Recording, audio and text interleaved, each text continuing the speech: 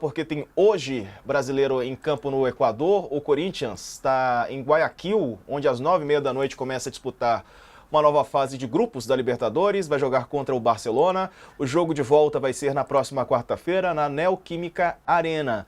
Hoje, o rival do Corinthians é bem mais forte do que na primeira fase. O Barcelona de Guayaquil tem 100% de aproveitamento no Campeonato do Equador.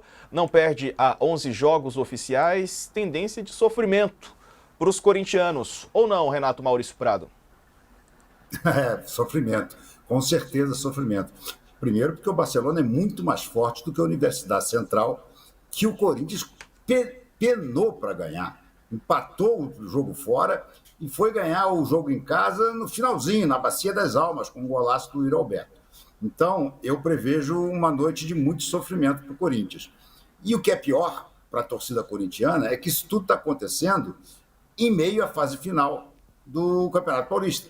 Ele vai jogar hoje, volta correndo para jogar no final de semana com o Santos. É óbvio que há um desgaste, e principalmente se houver um mau resultado, veja bem, mau resultado é uma derrota com pelo menos 2 gols de diferença. Eu acho que até uma derrota por 1-0 hoje não deve ser considerada um mau resultado, porque aí o Corinthians tem condição, pelo menos na teoria, de reverter isso no jogo de volta na Neoquímica Arena. Mas se houver uma derrota dura hoje, isso pode até abalar psicologicamente os jogadores para a partida contra o Santos, que é a semifinal do Campeonato Paulista. Campeonato esse que ele tem a melhor campanha, né? Não vou dizer a você que ele é o favorito, mas ele é um dos favoritos. Eu continuo a achar que os favoritos são Corinthians e Palmeiras, que podem fazer a final, pode haver esse derby na final. Então, esse jogo de hoje é importantíssimo, mas é numa hora muito inadequada. Infelizmente, a tabela da Libertadores e a do Campeonato Paulista acabaram se cruzando em momentos decisivos. É bom lembrar que esse jogo do Corinthians é esse duelo do Corinthians contra o Barcelona de Guayaquil, é aquele que o levará à fase de grupos ou não. O Corinthians ainda está na chamada pré-Libertadores. Ele precisa ganhar esse confronto, eliminar o Barcelona para então entrar na fase de grupos, naquela situação de pote 4, que ele pode, de repente, pote 4 não, da bola 4, né, do sorteio, que ele pode cair no grupo de bichos papões, enfim. Agora, jogando bola, o Corinthians, não é nem que ele não esteja, mas ele está jogando mal. Agora, ele tem jogadores capazes de repente, desequilibrar, né? O Rodrigo Garro foi poupado no último jogo, vai jogar desde o início.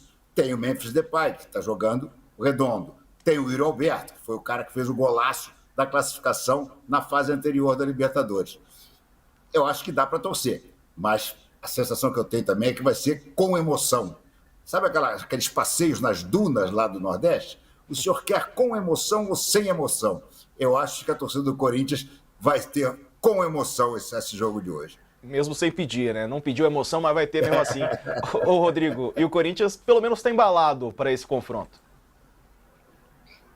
Vem de 2 vitórias, né, na Libertadores e com a classificação no Paulista.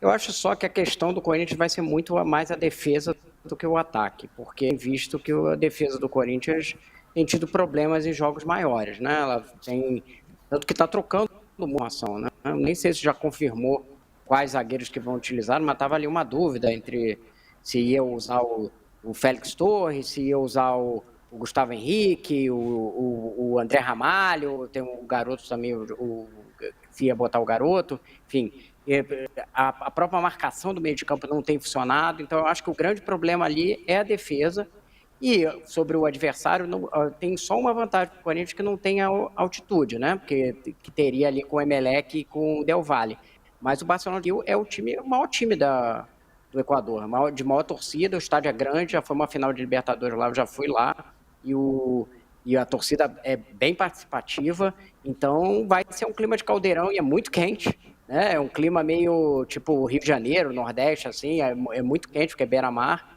então não vai ser um jogo fácil, não. É um jogo de clima quente de Libertadores, esses times tradicionais, não chegou a ser campeão da Libertadores, mas é um time que já foi até a semifinal, e todas as vezes que os brasileiros foram, em geral, eles têm dificuldade, não é facinho, não. É difícil você sair de lá com um jogo facinho. Ganha-se, Mas não é jogo fácil, não. Eu até discordo um pouco do Renato. Se tomar 2-0, eu acho que fica muito complicado para o Corinthians. Não sei, tomar 1-0. Desculpa, que ele falou que até 1-0 seria bom, né?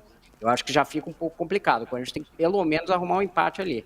Então vai ter que ter uma defesa melhor postada, mais marcando melhor do que eu, porque o ataque a gente sabe que ali tem soluções, né? Com o Garro, o Depay e o Yuri Alberto tem soluções ali para o time individualmente, principalmente. Mas eu acho que a chave vai ser como que o Corinthians vai segurar a pressão do Barcelona. Falando em defesa, o Corinthians pode mudar. Só uma coisinha. O Barcelona é vice-campeão da Libertadores. Ele perdeu uma final da Libertadores para o Vasco. O título da Libertadores do Vasco... Eu estava lembrando só da semifinal, mas ele foi uma semifinal recente, né, Renato? Não tem poucos anos. Essa para o Vasco foi em 98, tem né? Bastante tempo. 98. Então, mas é um time que tem tradição. Semifinal, é um time que tem tradição. Exatamente. Vocês estavam falando aí de defesa, o Corinthians pode mudar na zaga. O Félix Torres foi bem contra o Mirassol, pode aparecer como titular, desbancando o André Ramalho. O Corinthians não sofreu gols na última partida e antes de pegar o Mirassol tinha levado 8 gols, né, em 5 jogos. O principal do defeito do Corinthians é a defesa mesmo, Rodrigo, que a gente estava falando, tem que proteger a defesa e tal, é a principal falha até aqui? E não é só culpa dos zagueiros, não. Eu acho que os zagueiros têm alguma culpa ali, muita bola aérea, né? A fase anterior, por exemplo, da Libertadores, a gente viu isso, né? As bolas aéreas ali eram o terror, né? O Hugo falhou, ele que foi tem ido muito bem nos jogos, falhou, o Choca fez um gol contra no jogo de ida, mas tem um problema com os zagueiros, eu acho que tem um problema de proteção da zaga também. Fica às vezes só o Martínez ali, quando o Carrilho e o Bidon ajudam mais, eu acho que até melhora um pouco, mas ainda assim eu acho frágil a proteção para a defesa do Corinthians. Você vê muito espaço ali do adversário chegando da área, tocando a bola, não tem muita pressão. E você, Renato, como é que vê essa zaga, essa defesa do Corinthians? Eu acho que o problema, a zaga tem problemas, concordo, mas acho que o problema começa lá na frente, né? O que você tem de talento lá na frente, você tem de nenhuma marcação. Depay, Yuri Alberto e o próprio Garro não são jogadores de marcação, são jogadores de criação, talentosíssimos, armas especiais no ataque, mas não ajudam tanto como deveriam na recomposição, depois que perdem a bola. E aí isso acaba estourando nos outros.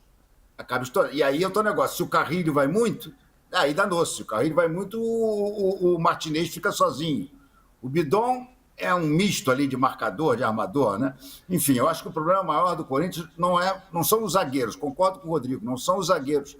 É o sistema que o Corinthians está jogando, que o Ramon Dias joga, apostando no ataque, ok, legal, mas quando você faz assim, é o que o Felipe Luiz diz do Flamengo. Eu jogo assim, eu sei que eu corro risco. Só que o Felipe Luiz tem o time muito mais entrosado como um todo do que o Ramon Dias, embora o Ramon Dias tenha até mais tempo de trabalho do que o Felipe Luiz. Tá certo, pessoal. É o seguinte, no domingo o Timão encara o Santos pela semifinal do Campeonato Paulista.